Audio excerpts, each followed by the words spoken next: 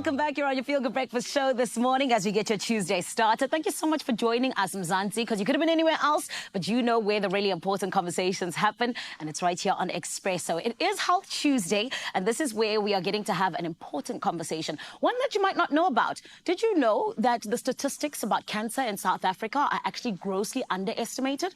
Listen to this. By 2045, cancer cases are expected to jump by a shocking 76%. It's scary, but the good thing is that there's hope, my friend. We're joined today by Dr. Majita Muchengeti as well as Belinda Wagner. And of course, it is Belinda who is from Living with Cancer. And it is beautiful Dr. Muchengeti who is also coming from NCR. And this morning, we're getting to hear from these beautiful ladies how they've come together to allow the cancer statistics in this country to possibly be a little bit more open, allowing others to know more about it. And more than anything else, everyone being in the know and those who need to be in the know being in the know are able to then have cancer fighting strategies that can work for all of us. So everyone, let's give them a feel-good welcome, please. Good morning, ladies. How are you? Morning. Wow. That's good. Dr. Muchengeti, I want to start with you because some people are unfamiliar with what the National Cancer Registry is. Can you talk to us and tell us, what is it exactly and why is it so important to South Africa? The National Cancer Registry is an arm of government, and its responsibility is cancer statistics. Yeah. So we're here to give you cancer statistics timely so that the government can be able to plan and make policies based on these cancer statistics. We are within the National Institute of Communicable Diseases, the NICD, at the National Health Laboratory Services. Yes. So our role is cancer surveillance. We're taking all the cancer data from the labs, and we also have population-based surveillance. We have nurses going to collect data within hospitals. Yes. Sure. And can I tell you, there's so many people who don't know about what you just said, the fact that it's an arm of government, But Belinda, I want to come to you very quickly because we know that the World Cancer Day theme this year is United by Unique, focusing on people-centered ways to help these statistics be just a little bit less and more than anything else, help those who are living with cancer. Can you speak to us a little bit about your personal experience? Because your story is one that is so inspiring and I feel like it could help someone out there today. Thank you so much. So yes, I was diagnosed in 2016 with a rare cancer and I couldn't find a lot of information.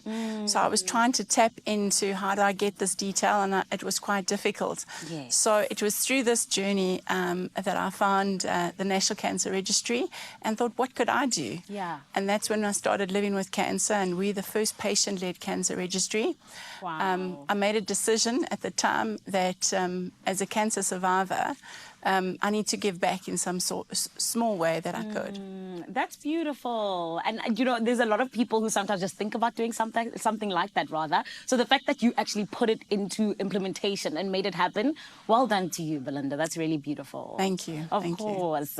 Dr. Muchengeti, I want to come back to you because, there's sometimes limitations when it comes to the NCR, especially because of sometimes how difficult it can be, to get information and just, find out about how certain people are living. Can you talk to us about, just what the true burden of cancer actually is in terms of those limitations and just how we can, maybe help specific communities that are affected?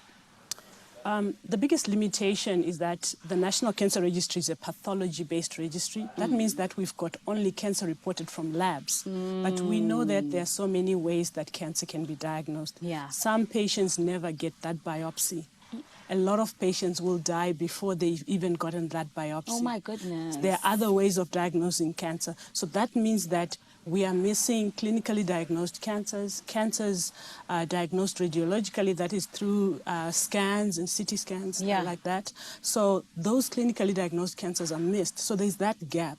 And we know this, and we want to have accurate stats so that we can plan well. Yes. So what we're doing with Living with Cancer is giving cancer patients themselves and their families a voice. Come on. We're asking them to contribute to cancer statistics because they certainly know that they got cancer. Yes. It affected them immensely. Yeah. So when we give them a chance through the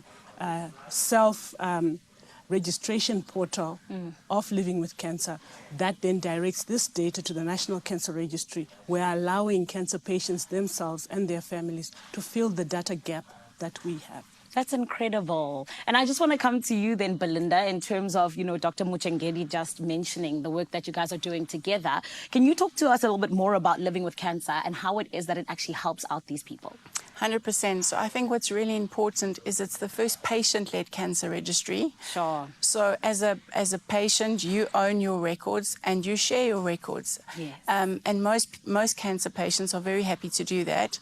So we contribute and we support what the National Cancer Registry is doing, and that's really important. We have a partnership, and all the information that the National Cancer Registry uses will make a difference. Yeah. That's how the government makes their decisions on what the government and the pharmaceutical industry and the whole cancer community make decisions based on data. Yeah. So we need data to make a difference. Incredible. Ladies, I'm so proud of the work that you're doing, honestly. And I also think it's so beautiful that you are able to find each other so that you can help each other to get to this next step of really just getting South Africa in the right state with where we need to be with those statistics. The lovely thing is that you're not going anywhere. There's always all about us making sure that you are in the know of what it is that you need to be cognizant of when it comes to things like living with cancer or whatever it may be. And particularly on a Health Tuesday, Expresso family, we are not done just yet. We're going to be chatting some more to living with cancer as well as the National Cancer Registry, all about how it is that they're truly working together to help those who are affected by cancer and the families even as well. Right about now, I want to cross over to my Cape Town family. Guys, are you all good? It's my feel-good breakfast show.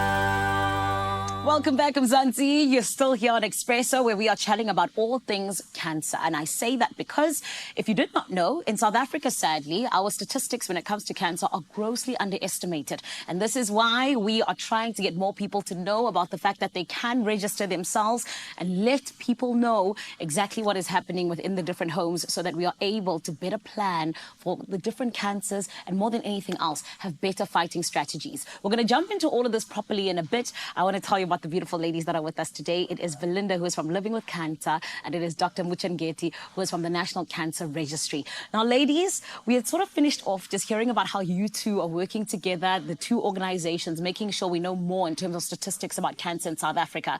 But let's jump into this, because I feel like this partnership between the two of you is one that really is going to allow South Africa to have a better vision for how we can fight cancer together. But let's talk about the impact that you hope to have in terms of South Africa being able to do that efficiently. Let's start with you, Dr. Muchengedi. Where do you see this partnership going? This partnership is really good because we are now including cancer patients in this journey. And when the data becomes complete, we can be able to accurately prioritize. Yes. Because we have limited funds, but we have to know which cancers are causing the greatest burden and what interventions do we need to do. Yes. We also need to consider how many doctors do we need, how many nurses, how many specialists, how many oncologists, radiation oncologists, etc.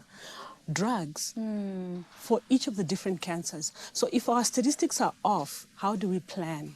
That's so true. Yes, and we need to project going forward. How much money are we going to need? Cancer is a very expensive disease to treat, not only for the government, but for the patient. Yeah. So if we have accurate statistics, we can plan properly. We can also measure the interventions that we've put in place. Yeah. There are lots of interventions that the government is putting in place. For example, we're vaccinating girls from the age of 9 to 15. Yeah. So that we can prevent cervical cancer using HPV vaccine. I've heard of that, yeah. Then we can be able to measure accurately, is cervical cancer going down? But if our statistics are off, we cannot even measure the interventions that we've put in place. Sure. So it is good that patients, the National Cancer Registry, the NGOs, we all come together in private sector to make sure that our data is right. Amazing. We have to fight together against cancer. 100%. And, even with you saying that, I'm almost like, I don't think we think about it that way. We were like, we need to understand how many doctors do we need? How much, medication do we need? There's so much that goes into it. But Belinda, can you just speak to us about that and also just how the public can also get involved and really allow us to have those statistics that we need? Sure. So again, just to reiterate what Ms. Vita said, is that I think what's really important is the collaboration and how we work together. And part of what we need to do is we all need to own our own cancer journeys. And what you do by doing that is that you can supply us with your information. So it's really easy. You go onto the website and you capture your data and you submit your records. It's all protected, and it goes directly into the National Cancer Registry, which is awesome. We've replicated what the National Cancer Registry have done from a form perspective, so it's all consistent. I think what's also amazing is that as a patient, me going through my journey, which was a tough one, we collaborate and we help to make a difference. Yes. On our website, we've got some podcasts available, so anyone who's gone through the journey can go on and listen to a podcast. I record them on a regular basis. Yes. These podcasts are lived experiences. Are those some of the resources that you provide to individuals that might be seeking assistance? Absolutely, absolutely. That, and we also have a WhatsApp group. Amazing. What's beautiful, it runs itself, and people that are on the WhatsApp group communicate with each other, and we share in a very sacred space our journeys. And these journeys are tough, but it's also, I think it's really important that we're real about the fact that we do have this crisis. And it's also important to have support, which is why I think, a WhatsApp group really comes in handy, especially for those tough days. But Dr. Muchengeti, would you wrap things up for us, just telling us about, the pivotal role that prevention as well as early detection plays in a cancer journey, let me say. And more than anything else, what steps can individuals take to hopefully allow themselves to just reduce the risk of cancer? Thank you, Zanele. Cancer is multi-causality. There are many things that can cause cancer. Yeah. So there are steps that each person can do to reduce their own personal risk. It starts by having a healthy weight and exercising. Yeah. Eating well. So there are a lot of things that we eat that can increase our cancer risk. Yeah. So we need to make sure that our diet is rich in vegetables, whole grains, etc. And there are certain lifestyles that we lead that sometimes increase our risk, like tobacco. That we should get rid of. We should stop smoking. Yeah. Yes.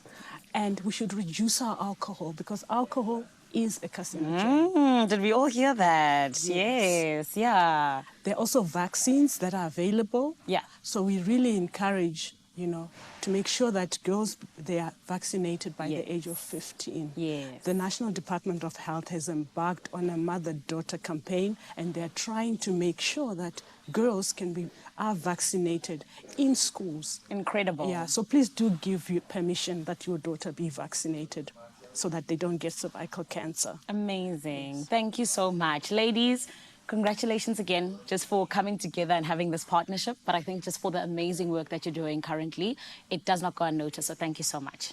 Thank you for having us. Of course. Zanzi, a powerful discussion is what we're having this morning, all in the name of Health Tuesday. And remember, this is where you come in, because your voice matters in this fight against cancer. So this is how you can get involved, because together we can 100% make a difference. You can register your cancer or a loved one's today at lwcportal.online/registration. It's that easy. You just log on. You can see it right now at the bottom of the screen. And I hope that honestly and truly, this is something that would be able to change someone's life who is sadly on that journey, but knowing that there is hope and there are those who are there to support them. Right now, I want to cross over to Cape TZ, Paul Sheezy. Cape Town, tell me what's good.